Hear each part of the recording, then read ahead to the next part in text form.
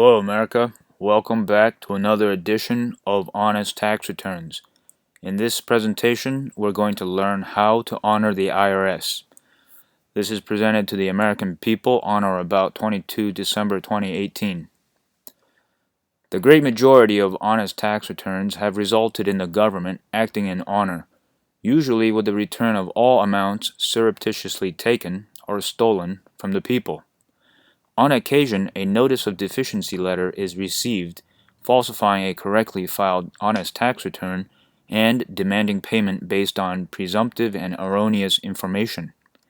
When challenged, the IRS may send a frivolous return letter demanding a corrected return and threatening to assess a $5,000 penalty if demands are not met. In this presentation, we're going to show how one with no duty to submit may answer these letters. We're going to show the true story of Honest ? And what he did and how the IRS responded. And we're going to perform an after-action review of Honest ? experience. Before we begin, understand the nature of your IRS letter by going to this website and looking up the IRS Letter Code. For example, the code CP means computer paragraph, and if you receive a CP letter, it means that it was generated by a computer. Assumptions. First of all, you have no federal income. Therefore, you have no duty to submit to the federal income tax. Secondly, an information return was filed on your behalf by a person you work for or someone who paid you, and that information return was filed erroneously. Thirdly, an honest tax return was correctly filed by you. Before we begin, the word information, you should remember, means an accusation for some criminal offense at the law dictionary. So if someone accuses you of a crime and you don't speak up for yourself, then you're assumed to be guilty. And that's how the IRS works. They assume that the information that they receive was correct, and if you fail to challenge it properly, then you're guilty, or you're subject to the IRS. Here is an example of an IRS letter of notice of deficiency. It'll say amount due $20,975, and here's how no duty to submit would respond. In honor. Honor is all that you are and everything that you do, including your dealings with the IRS. And here's how we proceed. Tender of payment in full. A conditional offer of acceptance. Dear Kristen Davis, Officer of the Internal Revenue Service, I have received your letter dated month, date, year, requesting an amount due of $20,975. I hereby offer tender of payment in full, according to payment options offer in compromise on page 3 of your letter. According to the 2017 tax table, the amount of $20,975 corresponds to a taxable income of between $95,000 to $100,000 for a person filing single. Since the taxable income, line 43, is the adjusted gross income, line 38, minus the standard deviation of 6,350, line 40, it follows that you are claiming my adjusted gross income was between $101,000 and $106,000. I am pleased to accept your position. However, my records from 2017 do not reflect the receipt of any federal income or gross income, nor any gain derived from the exercise of a federal privilege. Therefore, please send me a statement attesting to my receipt of any such benefit, privilege, or other property belonging to the United States and subject to an income tax under the excise laws of the United States. If I don't have those records, if you don't have those records, I may also accept a Treasury payment of $101,000 or more in lieu of the requested proof. Either of these good faith and material conditions, if either of these good faith and material conditions are honored to the satisfaction of your position within a reasonable 30 days, then I shall immediately remit payment for the full amount of $20,975, or in the alternative, the IRS shall render the obligation or subject amount alleged as due, including any interest and fees thereon, to be fully and totally discharged as a matter of law regarding the tender of payments systematized under the Uniform Code. Please reference Section 3-603B. If tender of payment of an obligation to pay an instrument is made and the tender is refused, then there is discharge to the extent of the amount of the tender. Very respectfully signed, no duty to submit, a Virginian, Sic Semper Tyrannis, residing in Prince George County. Okay, second letter that we're going to respond to is the IRS Frivolous Positions Letter. In it, it says, you recently filed a return or purported return claiming one or more frivolous positions. If not immediately corrected, the IRS will assess a $5,000 penalty against you. You can correct this problem and avoid a penalty if you submit a corrected return within 30 days of this letter. The main points here is that they are claiming a position, they are assessing you an amount, and by the way, to assess means to distribute taxation proportional to the burden of benefit, to the proportion of burden or benefit. So if you didn't receive any benefit, then in theory they cannot assess you. Also note in section 6702, the person is defined as one that has a certain duty to perform, and none of us have that duty. Finally, it wants us to submit. We have no duty to submit, only a duty to correct. Okay, so here's the correction of frivolous position letter. Dear Christian L. Davis, Officer of the Internal Revenue Service, I have received your letter dated month, date, year, stating that my honest tax returns for the year, whatever it is, claimed one or more frivolous positions, and further that, if not immediately corrected, the IRS will assess a $5,000 penalty. As I wholeheartedly support the lawful enforcement of the Internal Revenue Code, I shall immediately do my best to correct the record. As such, I am providing the following first-hand testimony and information in accordance with 26 U.S.C. 7434, fraudulent filing of information returns, using IRS Form 3949-A. And here's the information. The person or business known as Bear F. Witness, claiming employee number 12345, has falsely represented himself as a government unit performing the functions of a public office. He has intentionally and erroneously claimed the amounts paid to me and others in order to credit himself with unauthorized 26 U.S.C. Section 162 deductions, which were unrelated to any function of a public office.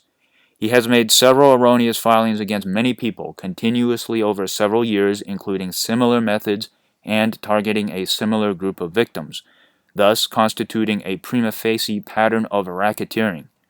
He has retained, hired, organized, and colluded with persons in contract with the government to perfect, expand, and conceal his methods of entrapping, coercing, defrauding, and stealing from the people our labor and substance.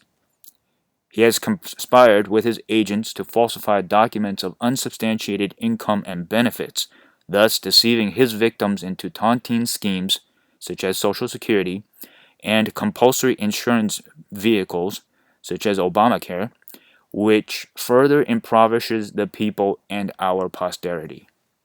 In short, I have good faith and material reason to believe that Bear False Witness has 1. Falsified documents, claimed false deductions, claimed unsubstantiated income, made multiple erroneous filings, engaged in organized crime with conspiracy to defraud, involving kickbacks or other conflicts of interest, and possibly involving public or political corruption.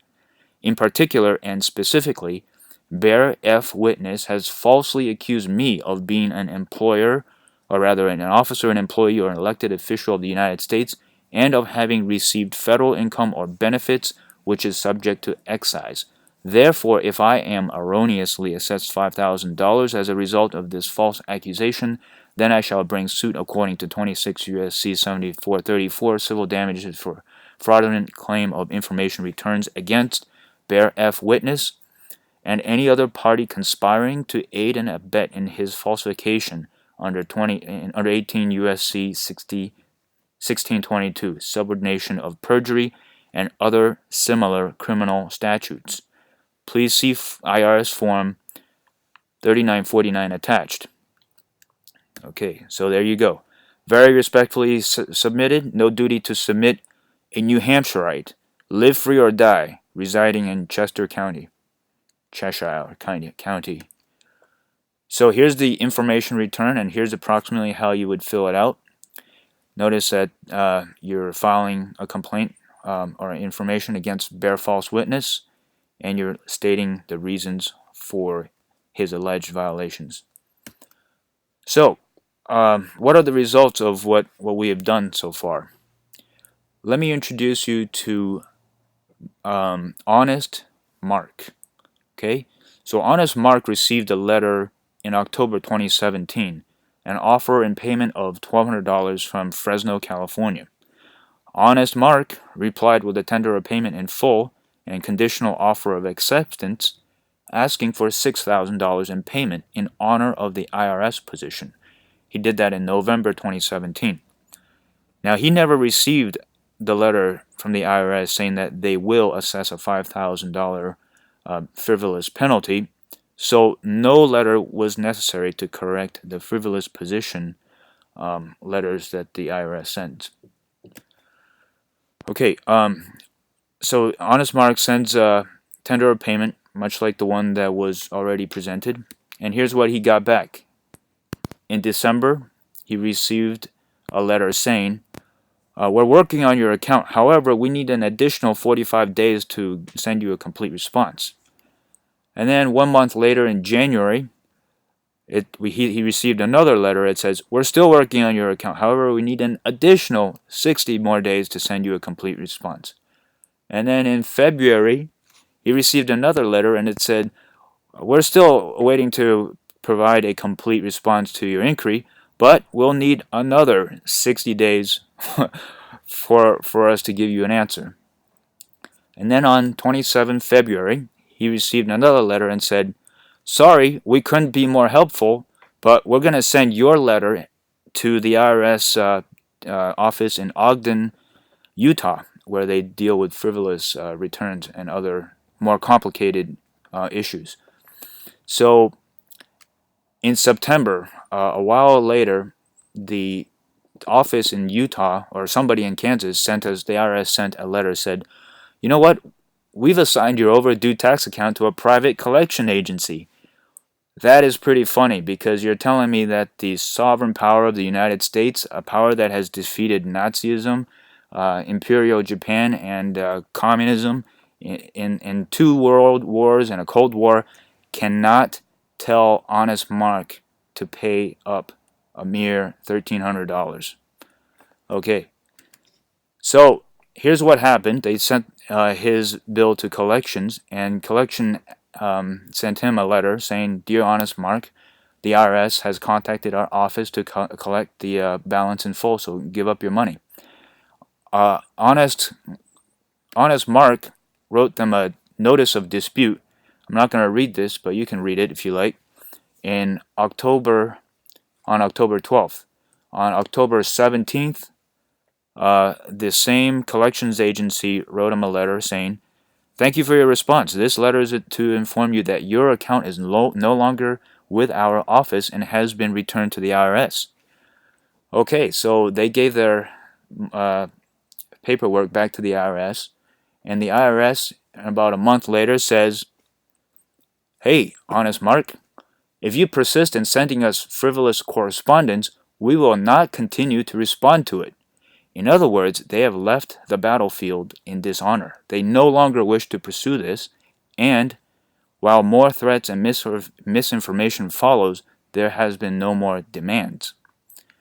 Okay, so this back and forth correspondence lasted for more than a year, but we did win. And that's because we fight on the side of right, we fear no one, and never give up. I hope you would do the same. Let's do an after-action review of this year's and more dealings with the IRS. You already seen what happened. You have ideas of maybe why it happened. We're going to go through how it happened. In particular, we're going to discuss how to honor the IRS and how to treat positions. Number one rule for dealing with the IRS, as in dealing with anyone, is to stay in honor. You must honor your opponent. When an opponent or someone makes you an offer, you have 4 choices. 1, you may accept with honor. You may reject with honor. You may accept with a conditional offer of acceptance or a counteroffer, or you may reject with dishonor. Now let me explain to you what this means. Accept with honor means, okay, I'll pay your bill. But in this case, acquiescence is paying a lie because there's a fraud here. To reject with honor means you refuse them for a fraudulent position that they've taken. And what you have to do is you have to take a position and say, hey, look, I'm rejecting your offer because your offer is unlawful because it's based on fraud. But if you do that, you risk a fight. And that's what most people have been doing all these years. They've been fighting the IRS, and that is the wrong approach. The third approach is to accept with a condition. To accept with a condition is a good faith counteroffer. In other words, we do what honest ? does. We ask questions, and we put them in dishonor, and we reveal to them their own dishonor so that they can no longer proceed forward. Most people who reject with dishonor simply fail to return their letters. If you fail to respond to the IRS in a proper way, you have effectively rejected their offer with dishonor. And when you dishonor yourself, you deserve punishment. There you go. Study this slide carefully, and that's how you approach the IRS. Accept with honor. Okay? Positions. So, he who takes a position or accuses someone else bears the burden of proof. Therefore, don't take a position. Instead, honor the IRS and ask them to prove their own position, which is what we did. Be especially wary of taking a negative position, as they are often logically impossible to prove, so don't try. Here's some examples. For instance, people like to say, I'm not a taxpayer. Well, instead of saying, I'm not a taxpayer, say, I am a taxpayer. So now where's my federal income or benefit? Because I don't receive any. I don't remember receiving any. Some people like to say, I am not a 14th Amendment United States citizen. But instead of saying, I'm not a 14th Amendment United States citizen, say, I'm an Alabamian residing in Montgomery County. What facts make me a statutory 14th Amendment citizen, United States citizen? And other people might deny that they have a trade or business, but you can say, yeah, sure, I have a trade or business. What function of public office did I perform? And this can go on forever. Okay, so don't take a position. Because if you take a position, you're forced with dealing with a power that can force you to speak falsehood, and you don't want to be there. Instead, what you want to do is you want to ask them a question. For instance, ask, what is 5 minus 2 in this situation? Okay? So here are some take-home points. Number 1, the federal income tax is the tax on your federal income. It is not the federal tax on your income. Number 2, if you have no federal income and you're still paying federal income tax, then the government, your CPA, and tax attorney are stealing from you. That is a crime, that is a fraud, it should be stopped. Live the truth or pay the lie. The choice is yours. Thank you. Please like, share, and comment. You have a duty to be truthful, to obey the law, and to keep your brothers from harm and injustice. Share these videos with another American. Honest tax returns. End of presentation. Thank you.